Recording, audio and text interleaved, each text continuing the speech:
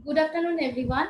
On behalf of the Department of Economics and IQAC of SA Jaipuria College, I welcome you all in this webinar. Today, we are very much glad to have Dr. Vishwajit Mondol with us. He is currently an associate professor of the Department of Economics and Politics in Vishwabharat University. He is also Deputy Dean of the School of Social Science and Humanities. He was a visiting fellow in the University of Albany, New York, and he also a visiting researcher in Kobe University, Japan. He is attached with various international organizations, and he has many publications in many reputed national and international journals. Today, he will speak on economic upshots of COVID 19 and COVID 19, a devolving perspective, which is a very relevant topic. And before handing over the situation to Sir, I'm requesting all the participants to please keep your microphone and video off and do not share your screen with so that Sir can easily share and easily perform his presentation. And I'm requesting all others to if they have any kind of question, please write down the question in the chat box so that I will read out those questions after the session. Now I will hand over this session to Sir. Sir, please. Thank you, and a very good afternoon to all of you. Can you hear me? I mean, say, Yes, sir. voice is clear? Okay. So, yeah, I'm also very glad to be with you today. So, and for this purpose, I profusely thank the principal of Jaipuria College, and particularly Dr. Gaji Basu, who invited me to use this platform to share some of my thoughts and understanding regarding COVID-19 and COVID-19 related some economic issues, whether we are looking at this, it is better for us to look at this issue from health perspective, or there are some related economic issues or not. So, before I go to the main presentation part, so this is perhaps my, fifth or sixth webinar lecture, in a row in last 2 weeks, you know. So I have never thought of addressing webinar, but this is, you can think of this is a kind of new normal, and we have to accept it. And gradually, I'm also trying to be sort of, webinar pro. So, and all of you probably have to be very accustomed or acquainted with this technique or technology. So, but the point is that, I really do not know whether this opportunity or use of this technology is going to be very good or bad for the future of our job. So, to what extent our job will remain secure if we continue to use this webinar. So that is altogether a different issue, but I'm not going into that. But the point that I want to make here is that before I I mean, say, you can think of some 2 or 3 days back, I was searching for the mm, volume of webinar or volume of webinar on COVID-19, or how many people are writing paper on COVID-19 and related economic issues. And I was searching for this thing. And interestingly, I came across a paper by Professor Avinash Dixit. Professor Dixit is, at this moment, he is associated with Princeton University, and he's a very famous economist. He works on both industrial organization, microeconomics, and trade theory. And Professor Avinash Dixit is a very intelligent person. So he wrote a paper on the contraction rate or infection rate of COVID-19 related economic papers.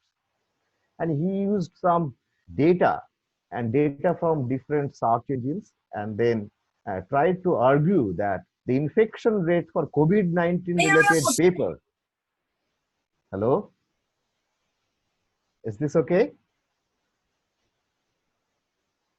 Hello? sir. Okay, so the contraction rate for COVID-19 related paper is significantly high.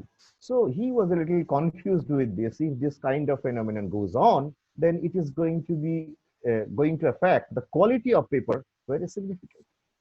So, so he suggested that it is not only that we need to flatten the COVID-19 spread curve, we also need to flatten the curve related to COVID-19 and economics papers. So that was very interesting.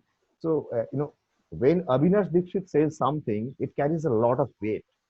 No, there is another economist, probably, I mean, people related with economics, they know the name. This is Paul Krugman. Paul Krugman's Nobel winning paper was published in 1979. This paper is primarily based on a paper written by Dixit himself and Stiglitz that was published in American Economic Review. And Krugman's paper was based on that paper. Then Krugman introduced the trade idea in that paper. But that paper was around, say, 8 to 10 pages paper. You have only 6 or 8 equations, 2 or 3 diagrams, very basic diagrams regarding this monopolistically competitive market and the equilibrium condition, etc. So everybody was very confused, or I mean, they're shocked really. So what is there in the paper? And then they try to do one thing. They try to introduce a lot of issues, complicated issues, dynamic issues, and contract theory, everything in the paper written by Krugman. And Krugman paper was so robust that all of them came up with the same result that Krugman got. And this was first pointed out by Avinash Dixit. So from this thing, you can have a fair idea about the level of intelligence that Professor Dixit has. So when Professor Dixit says something, it means a lot to the people associated with economics and economic research. Now that's on the lighter note. Now, after searching for this COVID-related paper, I googled something about what is the route of transmission for any kind of virus, including COVID-19. And then surprisingly, I came to know about a thing that 2000 years back, maybe more than 2000 years back, smallpox has taken a route which is known to us as the Silk Route or Silk Road. And the idea is that it started from China and then went to Italy and then came back to Iran and then it went to different parts of the globe. And if we look at the spread of COVID-19 virus, then surprisingly you will see that the COVID-19 virus also took the same route. It started in China and then went to Italy particularly in a place named Lombardy. Lombardy is a place which is popularly known as fashion hub. It is in Milan. And then from Italy, it came to Iran and then other parts of the globe, including India. Now, if you look at these two things very closely, then that will trigger someone to look at whether there is any connection, whether there is economic relation between China and the other parts of the globe that is some way responsible for spreading this COVID virus. Maybe the answer is yes. But in this respect, I'm not saying that China is the culprit. Rather, China may play a responsible role here. China's relationship with different countries, including India and some other neighboring Asian countries or European countries and some other North American, South American countries, that might play a significant role in spreading COVID-19 virus. So we took up this issue. I, along with two of my colleagues, one is Shashwati Chaudhary of St. Xavier's College, and other is Nilanjan Ghosh of ORF. He is the director of ORF Kolkata. So we have been trying to look at this issue, whether any economic variables can be held responsible for such spread of coronavirus. So we did very, rudimentary type of econometric analysis because, I'm not an econometrician. I do a little bit of theory, but I tried to look at this issue and we found that, yes, it is the two main factors, rather, yes, there are two main factors that can be held responsible for the spread of COVID-19 or the coronavirus. And what are the two factors? One is trade, the other is migration. And then we bifurcated the entire sample size, entire data for two groups of countries. one group of country, one is for BRI country, the other is non-BRI country. The BRI country means there is an initiative which is this is initiative is Chinese initiative. It's a huge infrastructural development project by China government. This is called Belt Road Initiative Project. This Belt Road Initiative Project means there are some countries, if they come into an agreement with China, there should be infrastructural development, road connectivity with those countries, and those are called BRI countries. And non-BRI countries means there is no direct link between China. It may be, it is already there from the very beginning, so that is a different issue. It doesn't come under BRI. So if you look at this classification of these BRI and non-BRI countries, mainly non-BRI countries are the rich countries of the world, and India is here. I want to mention that in spite of not being the developed countries, India is non-BRI, but there are some other countries which are BRI countries. For non-BRI countries, trade has more profound effect on the spread of COVID virus. I mean, here we have taken only the infection rate, and for BRI countries, trade is relatively less responsible, less significant, but migration is more significant. So the what kind of idea that we get from this analysis is that probably for BRI countries, since they are already in an agreement, they are already well connected with China, and there is a significant amount of labor mobility between China and those countries. So these people may, without much hassle, they can go to China and come back. China can go for huge investment. Yes, of course, there are infrastructural investment. China can also go for business investment in those countries. And if there is business investment in those countries, naturally people will go and come back to China. So this movement or the mobility of people will be much frequent compared to other non-BRI countries. And to our understanding, probably migration teases out a little bit of effect from trade. But the main thing is that if you look at these two effects very carefully, essentially the spread of COVID-19 took two routes. Two routes means one is trade, I mean movements of goods, because service cannot move directly, it is not tangible. So yeah, for non-tangible transaction, there is little chance that you will get infected because of this transaction. And the other is movement of living objects, means human labor, if labor goes. So these are the things that we know, and we also got similar kind of results in our analysis, but we are still working on those issues. We are trying to figure out if there is some other important control variables. We took some other controls for analyzing this thing, but I have to mention here one thing, that that we have not considered the health infrastructure variable as an explanatory one, because for our understanding, we thought that health infrastructure is mainly responsible for uh, I mean reducing the death rate or increasing the death rate. If your health infrastructure is bad, then it is likely that the death rate would be high. That is the kind of that takes place after corona infection. So yes, of course, I should agree with others that if health infrastructure is good, awareness is good, public health is relatively better compared to other countries, then it is possible that corona infection should also be a little less. But we haven't considered that. We should confess at the very beginning. So this is one thing. So now in this backdrop, if we think of, once this infection has been done, the outbreak took place, then what the countries have done to combat this corona infection. Because corona infection, if you allow this COVID-19 to go on and to infect a lot of people in your country, then your economy will be affected. There is no doubt about it. But economy comes later. But before that, there will be huge number of deaths in the economy or in the society or across the globe, and which is definitely not a desirable thing. So if that is not desirable thing, then we have to try to contain the death rate. Of course, here one passing remark is that if the number of death in the economy goes up, this will definitely influence the production process, production volume, and definitely the production set means your PPF is shrinking. If your production possibility frontier shrinks, then your feasibility set is going down. Therefore, you will have less amount of goods and services to consume. You will be on a lower social welfare curve or social indifference curve. That is understandable.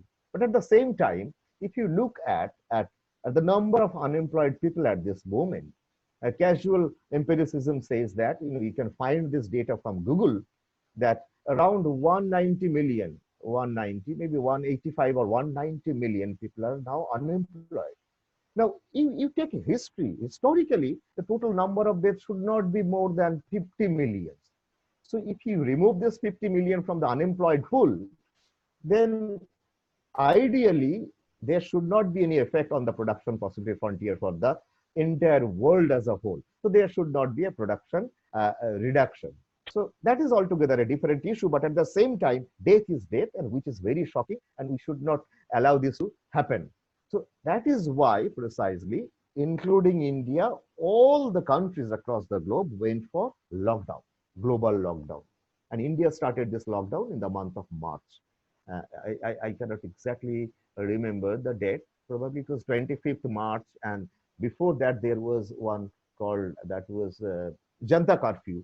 Janta Curfew was on 22nd of March probably, and we already had four phases of lockdowns, and that ended in the last month, 30th May, and then we started gradually unlocking.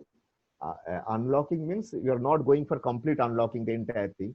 Now look at the lockdown phenomenon. Lockdown phenomenon, it has two components. One is you are locking your country from both the sides, means from international sides and from the domestic side. And your perspective was to contain the death rate.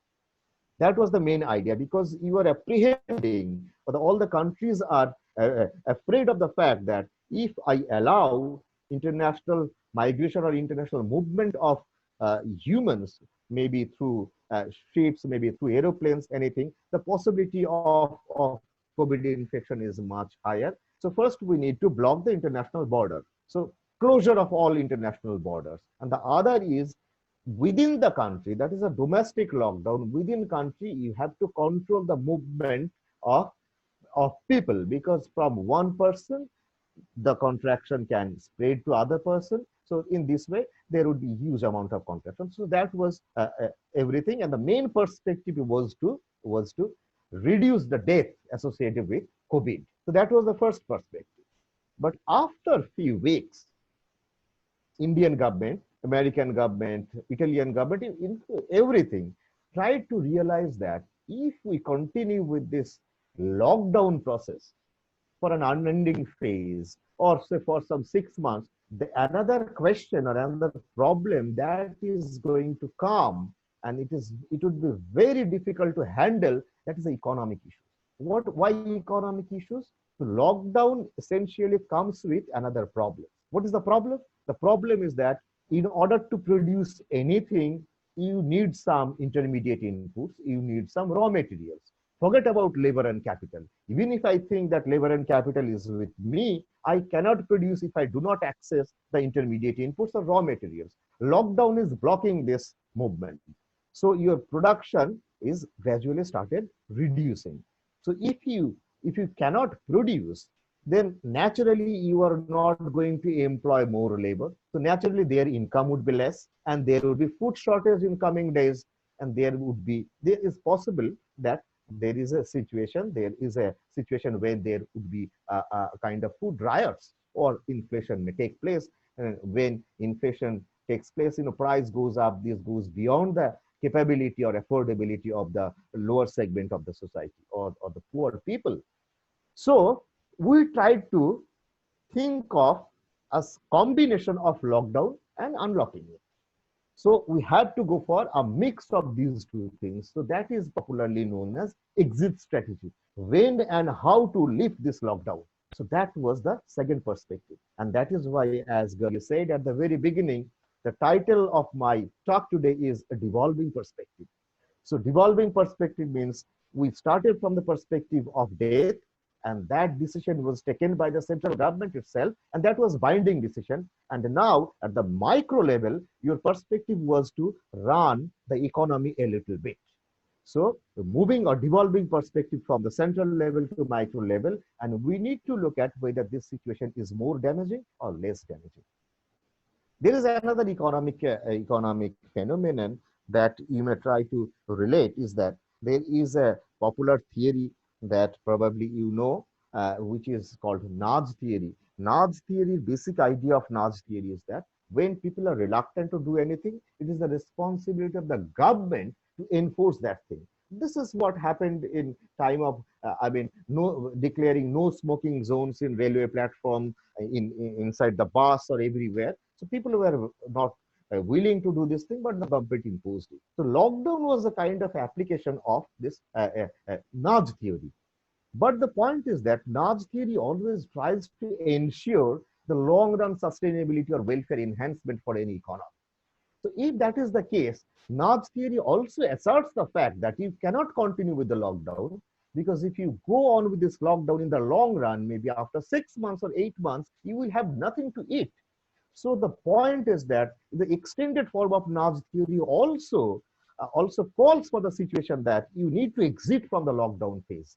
Now, how to exit, that you have to decide depending on the situation, depending on the capability of your country. And the most interesting and appealing policy paper in this regard is by, definitely all of you know by this time, is by Devraj Roy, Subramaniam, and his name is Lore Vandavale. Lore Vandavale. It's very difficult to pronounce the second name, I mean family name.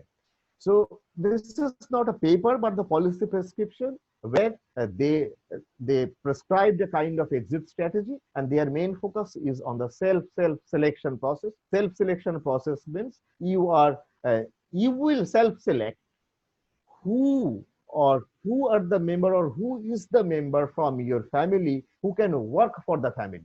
So that is your decision. The government is not going to impose this decision on your family that you have to send this person to work, otherwise the economy will not function.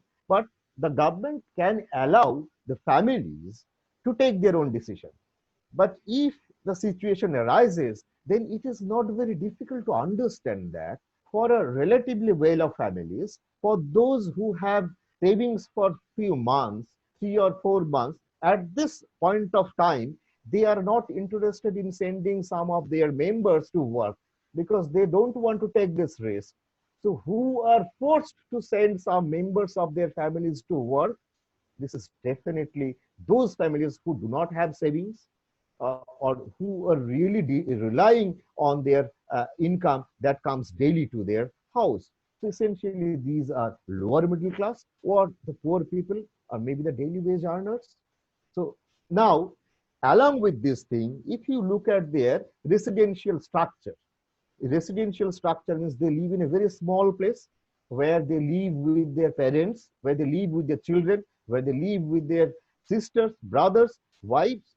So the point is that after working for the economy, for their livelihood, when they come back to their residence, again, they are, other members who are not going out of their house, they are automatically exposed to the COVID-19 virus. So that may create another phase of problem. And if that happens, that is, if you look at the number of people staying with them, staying with the working person, is maybe around 5 or 6. So the probability of infection or contraction would be much higher. So that is not a viable idea, I think. So what alternative idea we can think of? The alternative idea that we can think of, either you can send, or you can make an arrangement. It is you means the state can make an arrangement for the relatively aged or elderly people or the children, and they can take those people and can put them, or make an arrangement for their stay in a place where the person who is working will not come back. So it is a kind of community residence government may think of. Schools, college, and some large buildings could be used for this purpose. This is one option. The other option is that if I'm, from a richer family, that I may think of that I cannot sleep without air conditioning. So relatively I mean, so I can say three-star hotels can be used for this purpose.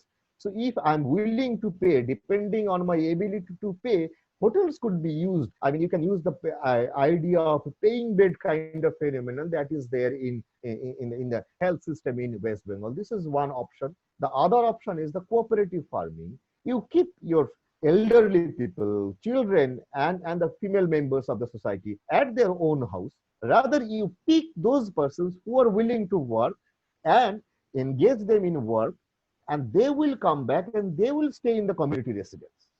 So this is one thing. So you can just essentially disintegrating their staying pattern.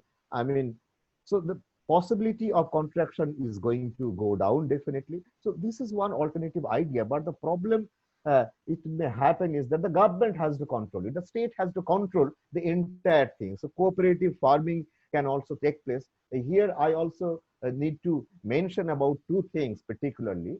This cooperative farming may not always solve the problem of demand and supply, because even if supply is there, if the supply doesn't reach the people who are demanding it, that might create a problem like famine. That has happened during Bengal famine. And another is the Chinese experience because of this cooperative farming. So that led to a famine, and that caused around say 20 million deaths. So these are some issues that the state has to take care of. But but the point is that essentially when we are moving from the first perspective to the second perspective, economic perspective, the entire thing boils down to demand and supply. So some people are saying you just emphasis on supply, and supply will create its own demand following says law. And the other group of people are there who are emphasizing on the demand side. They are trying to ensure that you need to guarantee that there is sufficient demand in the market. Otherwise, nobody is willing to produce and willing to invest their money in time of this crisis. But again, one possible solution is that since uh, government can take this initiative to go for massive public investment or production, it should be the responsibility of the state to meet this demand and supply. And once the government starts doing this kind of thing, they are going to definitely employ some more people. There would be income generation. If income generation takes place, definitely there should not be any problem of demand. Because as I said just 2 minutes back, is as a private individual, investment means I'm taking some risk. And when I take some risk and I invest, I expect some profit. And while maximizing my profit, I also take into consideration the uncertainty associated with it. So while calculating my estimated profit, and I take into consideration the uncertainty regarding the demand, probably I am not a person who is going to invest. So again, it is the responsibility of the government. Now, on this premises, government has already committed some stimulus packages and financial incentives. These are certain things, but in my understanding, the government's commitment and the promises are more of ex post in nature. Ex post in nature means, so I need to take this risk, I need to produce this thing, and then following the government incentives and the government declaration commitment, I might get some benefit. You can call it a dole economics, but I'm not saying this is a dole economics. This is very much needed now.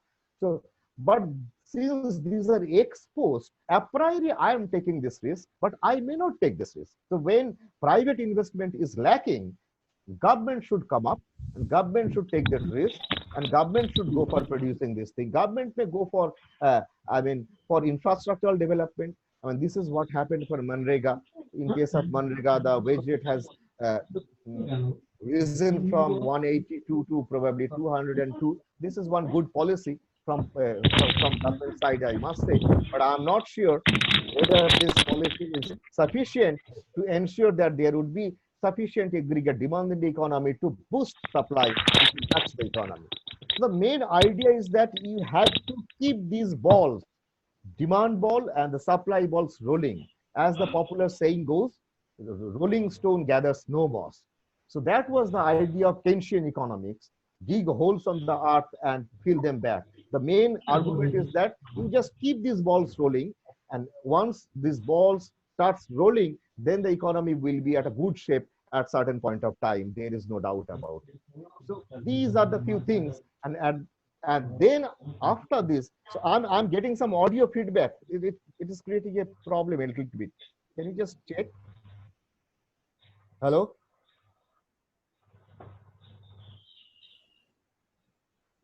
Hello. Now it's okay. I think it's fine. Debashish Vishwas. Audio is on. Okay. So after this thing, so I will slightly touch upon an issue which the government declared at the end, which is called self-reliant economy, and vocal for local argument. This self-reliant and vocal for local argument, to me at this point of time, a little contradictory. A little contradictory in the sense that, government, if you look at the budget, last budget, the government's idea was to assemble India, assemble in India. That was the idea of trade in intermediate inputs. And there was another declaration in previous 1 or 2 budgets, is that one is Make in India, Skill India, Digital India. And all of a sudden, just due to this COVID-19 phenomenon, you are turning to a situation, you are going back to a situation which is not at all reliable at this moment. Self-reliant means you have to produce everything you need. On top of that, whatever you want to do, you have to do it on your own. This means the raw materials that are needed to produce, that is available in your country. Then you will sell your product in others' market. In fact, this is what our Union Law and Justice Minister Ravi Shankar Prasad said, that our self-reliant economy idea is not an inward-looking policy. Rather, we will go for an outward-looking policy. But it is so funny to me because I don't want anyone to sell their product in my market, because I can produce whatever I need. Then I will try to sell my product in their market. Why should they allow to sell my product in their market? So they will naturally go for retaliatory trade policy. They may create some trade wars, tariff wars. This is what is happening for US-China trade war. And because of this US-China trade war, who is the biggest loser? Loser is the US. If you look at the data, it is probably 7.2 billion US dollars they have already lost. And China is not a person who is going to leave it. So they have significant size of market share in the world economy. But at the same time, this is not the right policy to restrict globalization, the place of globalization. If you cannot, extract the benefit of globalization, if you cannot distribute the extracted benefit of globalization among your fellow members of this country, among the citizens, that's the failure of the state, not the failure of the globalization as such. So this is again one policy that is not at all viable. This is what I think. Now, these are issues: deglobalization, self-reliant economy, and the perspective. Now, I will try to say a little bit about what could be the possibilities at this juncture, what we can think of, what kind of situation we may face, whether there would be an increase in unemployment, whether there would be an increase in this kind of trade or not. Because the question is, if you look at this lockdown and unlocking phase very carefully, the entire question revolves around 2 things. One is whether you should allow the capital to move, or you can allow the labor to move to other countries. The second part is completely locked. You cannot allow the labor to move from one country to another country. American government would not allow Indian people to move to America very easily and very quickly, because they are afraid of contraction. Similarly, other countries will follow the same process. And capital can easily move from one country to another country if you think of this financial capital. So if labor movement is stopped, then is it possible that you can bring your work to the place where labor stays? This is one argument.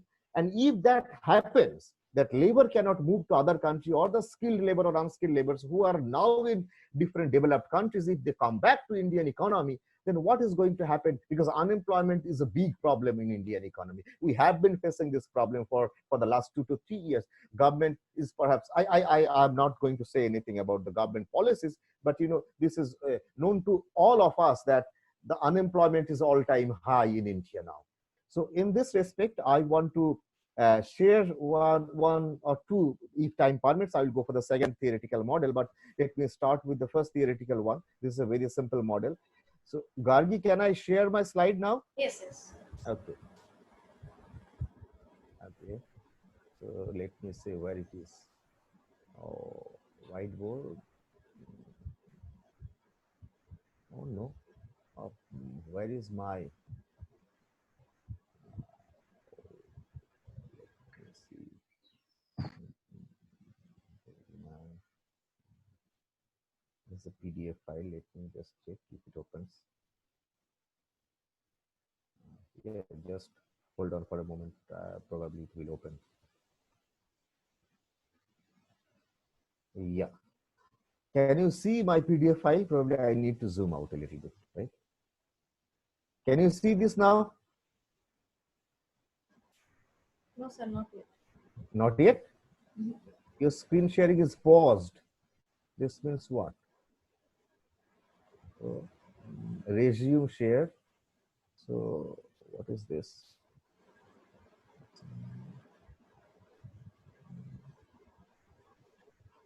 No. Can you see now? No, it says that screen sharing is paused. Uh, you cannot see, right? No, no, no. No.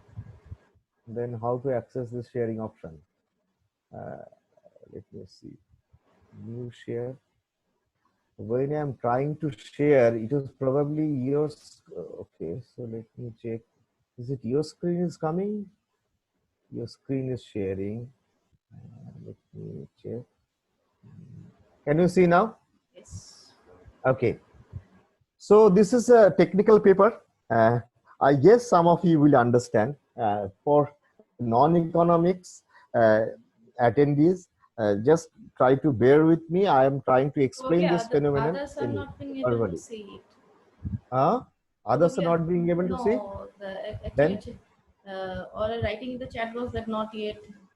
Only yes. Right now there's yes. Yes. okay. So Okay. this is a short note. This is COVID-19 led labor mobility and unemployment of unskilled work. This is a joint paper, so we are still working on it. This joint paper is written with Alka, my student, and Shashwati Chaudhary of St. Xavier's College. So this is a work in progress. So this is a general equilibrium trade model kind of framework. My idea of using general equilibrium structure is that you cannot look at partial equilibrium. Partial equilibrium is only one sector of the economy. So economy doesn't consist only one sector, but that is good for policy prescription. But to have an effect on what is going to happen in this economy, we must bank on this general equilibrium kind of framework. So I'm starting from a situation. My economy has three commodities. One is say kind of skill intensive good. You can think of software. So that is my X. Just try to understand the things that I'm saying. So how many non-economics attendees are there, Gargi? Hello? Sir, very few are there. Very few. Okay. So yeah, that's fine. So if you look at equation 1, so this is a kind of service sector. The service sector uses three factors of production: skilled labor, it uses capital, and another could be specific capital. Say it could be computer. So this computer is denoted by T. Can you see my cursor here? So this is the middle one, and the skilled labor is the leftmost one, and this small r is the capital. So this is one commodity, and there is another commodity Y. Y is, you can think of a government controlled or the public manufacturing sector that uses skilled workers, unskilled workers, and the capital. And there is another one which is, you can think of any sector that is but I'm not saying it is informal sector. That is a formal sector. It could be agriculture sector.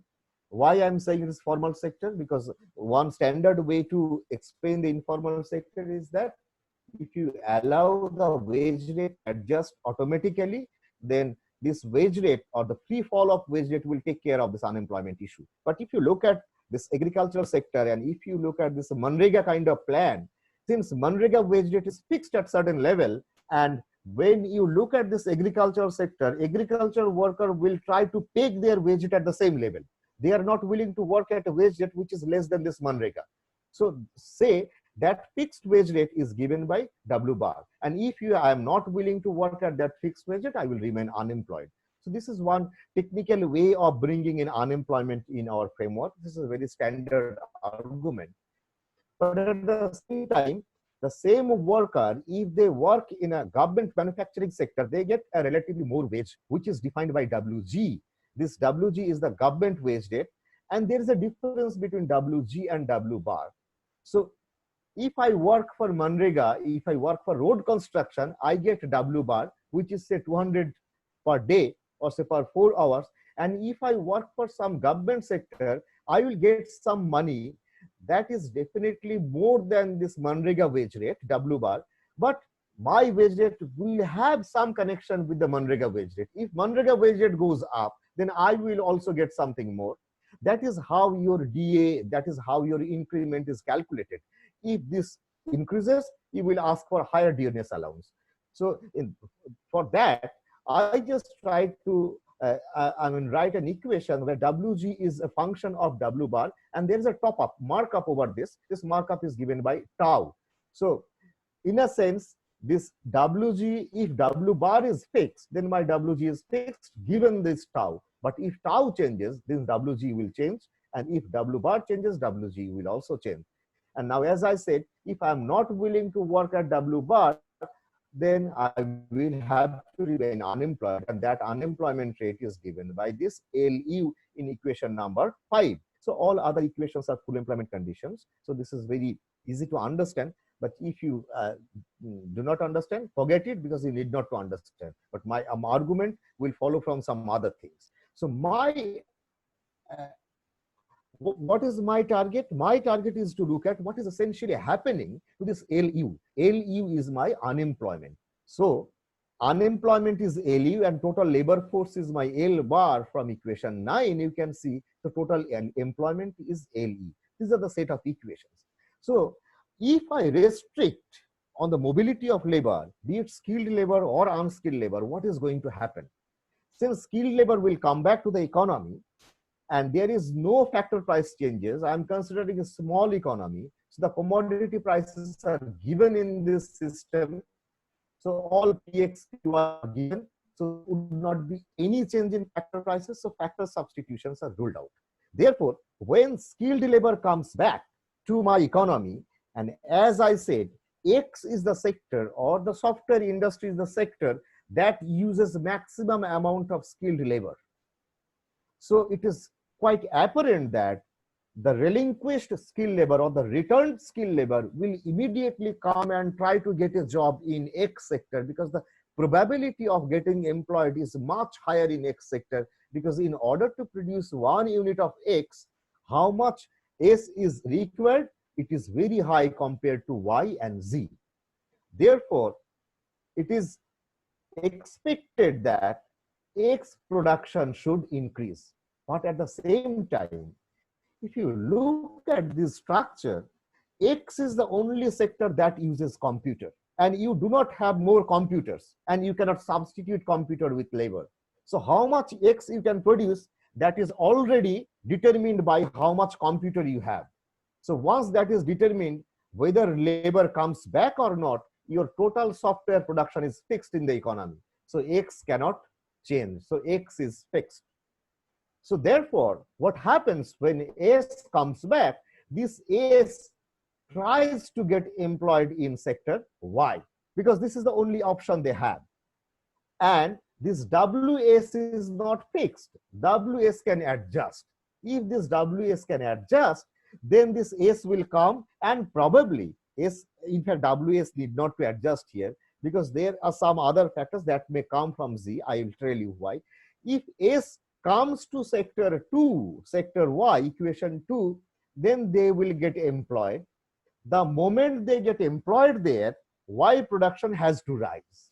So Y, apart from S, Y also requires some unskilled workers and some capital. So capital, both unskilled labor and capital, should come from the third sector, that is Z. because Z uses both these factors, unskilled labor and the capital. Capital means K. And the unskilled workers who are working in sector Z, they are getting W bar, which is relatively less compared to WG. So if they are allowed to move to sector Y, they would be happy to move there because they are going to get some more money. But the point of interest is that my sector Y is relatively capital intensive. So in order to increase one more unit of Y, maybe Y requires 10 units of capital and requires 2 units of unskilled labor. Whereas my Z sector is the most labor intensive sector. So when Z declines or contracts, Z probably 1 unit contraction of Z releases 10 units of labor and 2 units of capital. Or if Z releases 10 units of capital, Z along with this, Z also releases 100 units of labor. So these 100 units of labor are not going to be employed in Y. Y requires only 2 units of labor. So you have 98 units of labor now. They do not have any job in this economy because they cannot move to sector X, because sector X, its sector doesn't use unskilled workers. So unskilled workers, they either have to work in Y or Z. So since Z is contracting, labor is moving to the last resort is Y, because Y says that no, I have only 2 vacancies. So 98 units of labor will now go to the unemployed pool. So this is the thing, that there would be huge surge in unemployment in the economy. This result is very apparent and straightforward. But the trick is that what I said here is that Y is capital intensive and Z is labor intensive. Now think of the reverse way. Y is labor intensive and Z is capital intensive. So when Y expands, Y for 1 unit increase in Y requires 10 units of labor. And since Y is labor intensive, Y also requires 100 units of labor along with 10 units of capital. But from Z, to get 10 units of capital, you can probably get only 5 units of labor. But for Y, you require 100 units of labor. But Z is able to give you only 5 units. So you need 95 units more. So from where you will get this 95 units? From 95 units will come from unemployed pool. So the unemployment may go down. So the entire thing depends on what kind of factor intensity assumption you are considering here. So it may be that your unemployment may increase, but again, the entire thing is depending on what kind of manufacturing sector government tries to look at, government tries to emphasize on. So this is one argument. So I think I have, no, I'll finish in 2 minutes. So this is one argument. Here you can extend this model for some other issues, slightly different framework. But one interesting part I want to tell you, if someone is interested, he can extend this work. That is not going to be less interesting here. And that goes very much with the some policy parameters of recent policy parameters of the government. What the government is trying to do now, government is raising the minimum wage. Just look at the Manrega policy. Manrega policy minimum wage is now 202 because government declared that they are going to give 20 rupees more. It was before, it was 182. So here your W bar goes up. If your W bar goes up, and for a given markup, your WG will go up.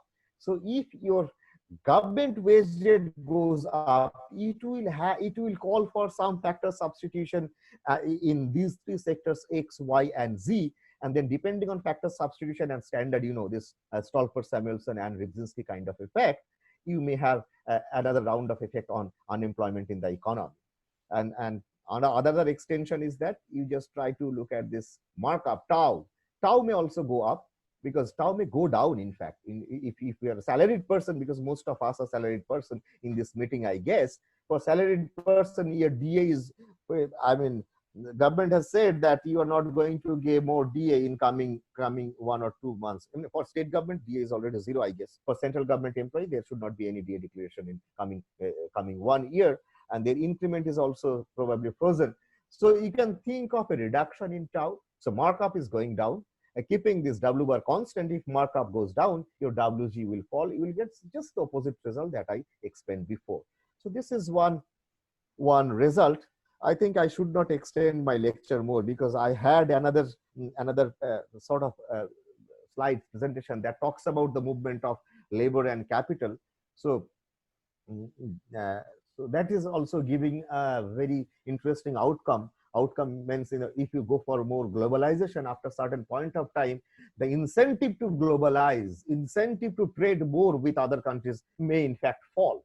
So, but at the same time, to extract that result, you have to, in the first phase, subgame perfect Nash equilibrium kind of argument you can put here, uh, uh, and you can think of a backward induction kind of method. Then you have to first go for globalization, and then that will dampen the effect of globalization and the incentive to go for more trade. So it is not that, I will sign off with this statement only. So it is not that there is everything is bad. With time, we have already learned how to live with corona, and we know how to live with corruption. Because why I'm saying corruption, the things that I said, Manrega, the conditional cash transfer scheme or universal basic transfer scheme, whatever kind of policy you go for, the first thing is you need to have is that a very good and healthy bureaucracy.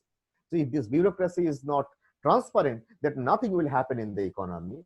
But we will expect that the bureaucracy will function smoothly, and bureaucratic officials are doing their best, will do their best and do their best honestly. So in that backdrop, what we can expect is that the coronavirus will disappear from the from our life in 2 years or 3 years, and the effect will dampen maybe in coming 2 to 3 months, and the economy will rebound, and we will have a good time, and you will be able to enjoy your life as usual. Okay, thank you very much. Thank you, sir. Sir, I didn't have received any question in the chat box, so I'm requesting all the participants to ask sir questions. If you have any question, you can ask.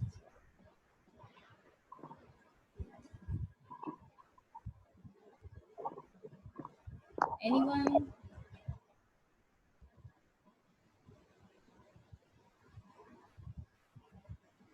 No question? I think one.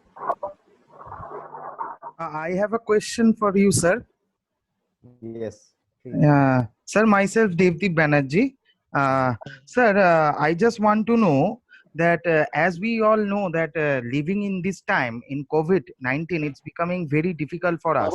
And also we are experiencing some of the pay cuts, and also we have experienced the some job has already been sacked by the employer to some of their employees, and due to the economic crisis also, even we the teacher also facing some of the difficulties. So sir, whether after means I don't know whether it will be COVID will be coming to an end, or it will stay like the normal viruses and we have to live with it, and whether the economy will boost up in the coming 2-3 years, or it will go on declining day to day. We all are really, thank you, very good. It's a very good question. In fact, I mean, matter of concern for all of us. I mean, particularly for the salaried person, and also for the non-salaried person. To me, COVID is not going to go away. Since I'm not a health professional, I cannot say, but we need to learn how to live with it. But at the same time, what World Bank said is that the severity of this crisis would be more than what we experienced in 1930s Great Depression.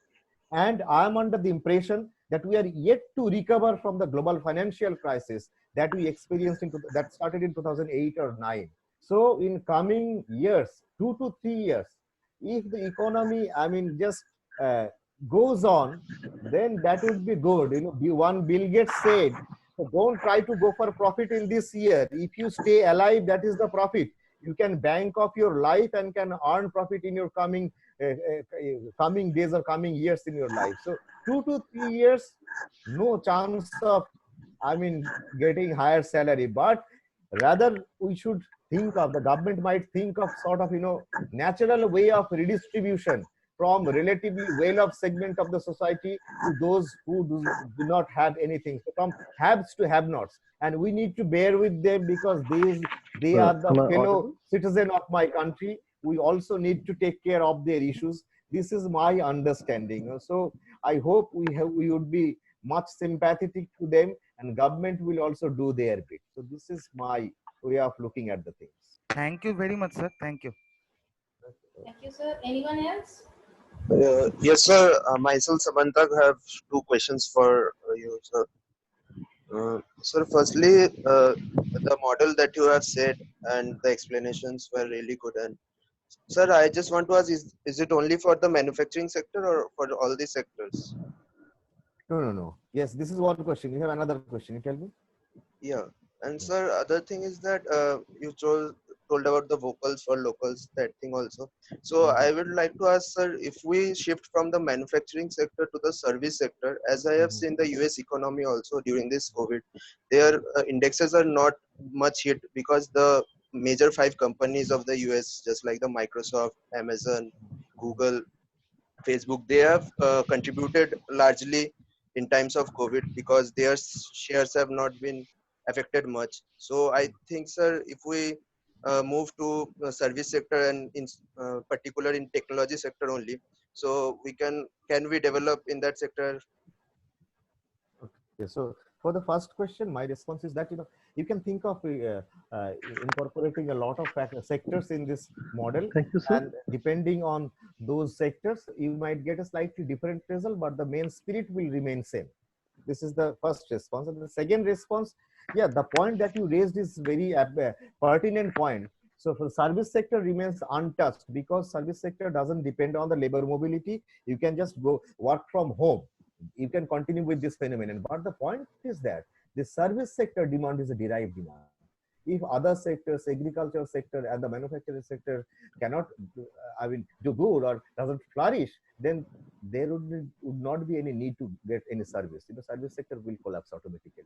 So probably this is one reason they are trying to put more money in this revival process. So this is in their own interest, not for the economy. So if they are trying to look at their future profit. In fact, for Indian economy, maybe if Indian government is really worried about self-reliant economy, now Indian government has to find out the comparative cost advantage principle. They need to understand very clearly where they have advantage. Maybe the agricultural sector, maybe another kind of manufacturing sector. I mean, where they can make themselves competitive in the global market. Because look at China. I'm not sure whether this meme is, fact or not. If that meme is correct, then look at the approach. When we are thinking of banning China, China has developed or exported or manufactured a cap with the tag that ban China. So business motive should be like that. When you want to do business, you want to go for exporting your product, you have to go look at those commodities where the cost of production would be less, and cost of production would be less only for those commodities over which you have comparative cost advantage. Standard Ricardian argument. And also we have to think of expanding the market, home market effect and all those. Again, think of monopolistic competition kind of framework and exploit home market effect, then another round of colonization may also take place. When India tries to sell their product in Bangladesh, so Bangladesh should not allow them to sell their product. So what India can do? India can just capture Bangladesh market and can capture the entire economy. So another form of globalization I'm afraid of. So I would not be surprised if that happens. Okay, thank you again. Very, very good questions. Two very good questions. So another question is coming from Dr. Dishan Chandra. How do you explain good performance of Sweden, New Zealand, Vietnam, etc., and worst performance by USA, Brazil, India, UK, etc. by your note? Performance means? Vishanda? Containing COVID. Oh, containing COVID. That is, containing, since I'm not a health professional, I should not say on that anything on that issue. But at the same time, I should not rely on their statistics. When we are questioning the statistics of Indian government, we should not, we are questioning the statistics of... That is the question. Statistics are not everywhere similar. Data is, there is data problem. Maybe, but at the same time, yes, this is one possibility. It might be that how I mean military kind of rule you can impose regarding lockdown. If your lockdown is only on paper, you cannot essentially effectively impose lockdown, then you are going to experience huge surge in corona infection. Maybe some other countries were very strict in controlling lockdown. I want to give you an example of Japan here. If the government says that you need to control yourself, you need not to go for any lockdown or curfew kind of thing. People are so systematic, people are so law abiding that everybody will follow. And look at our country. If government says that you should not go to market, so immediately what we think, maybe after 7 days I'm going to die, so whatever I want to eat, I have to eat it tomorrow, so I am starting going to market. So look at the approach of our people. So I really do not know what is happening here, but if they are Given the performing, another question, given the percentage of FDI in India, that is more than 1/4, I think. Is it possible to be self-reliant? so And also raw material import from China, banning China, is it possible? Very medicinal I don't raw I materials don't are think coming from so. China. Self-reliant economic policy is a sort of, I should not say But it's a yes, political gimmick, but I impossible. don't believe it. It's It is impossible. impossible. So maybe that they are thinking of, I will try to attract FDI and depend on other countries and be self-reliant. And that is inherently impossible and impractical idea. But one thing is that since there is US-China trade war, and there is a good relationship between US and India, now US can, uh, in order to capture China market, US can go for FDI in India and sell the product produced in India to China, because China is not going to allow US product to enter into their market. This is called platform FDI or tariff jumping FDI. So US is not selling directly to China, rather US is selling their product through India, and India is the hub of production. So this is one possibility, but I'm not very sure at this moment, because all the economies are facing severe problems. Nobody would be much interested in investing in other countries. So this is my understanding. Thank you, Bishan Babu. Thank you, sir, for your Vishwid, informative. Vishwida Niladri here. Niladri. Yes. You have already talked about that is the labor movement and the unskilled laborers, everything. So, will it be possible, because our honorable finance minister said that any agricultural farmer can sell their product in the particular state or outside the state. So, will it be possible for the farmer to sell their product outside the state, or because already you have said in the international perspective, you have said about the tariff fair. So, will it be possible for the agricultural farmer for a particular domestic state to sell their product in the outside state? So, the point is that even if I'm allowed to sell my produce to other states, I do not have the infrastructure to make an arrangement to sell my produce to other states. So what I need to do, I need to contact some intermediators, or a person or group of person who will do business on my behalf. So if they do business on my behalf, so we popularly call them Khore or Aroddar, so they will extract the benefit. The benefit will not reach the actual producer or the farmer. So the situation will remain as it is. It might be even worse in that case.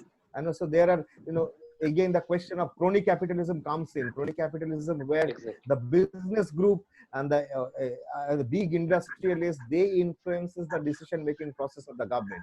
So the rich will be more richer and the poor would be more poorer. So now we have to ensure that the poor are poor, but they should not be more poorer. So at least we need to find out some policy, maybe a mix of market and state and strong civil society can address this issue.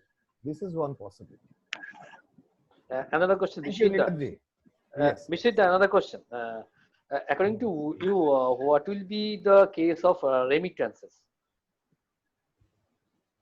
Since people are coming back and they would be sent back to India.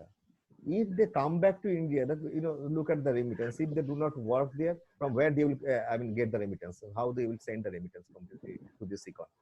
So remittance's future is not, I think it's very bleak. It's not very good, I guess. In fact, India depends heavily on remittances. A huge amount of remittances coming. So it's going to be a big problem. Okay, thank you, Nirajji. Thank you, sir, for Thank you. your Thank you, informative session. And now I'll ask Professor Jaideep Datta for vote of thanks. Thank you all. Thank you, Dr. Mondal, for providing us with an intriguing lecture on this topic. I'd also like to thank all the participants over here for their patient hearing and giving us such an interactive session. And finally, I would like to thank Dr. Ashok Mukhopadhyay, the principal of Shet Anandram Jaipuria College, without whose tacit support on the issue, the entire program would not have been that successful. And last but not least, I would like to thank all the members of IQAC and Department of Economics of Shet Anandram Jaipuria College who took the endeavor in these trying times to organize such an intriguing and important issue and a seminar on this. Thank you all. Thank you again. Thank you.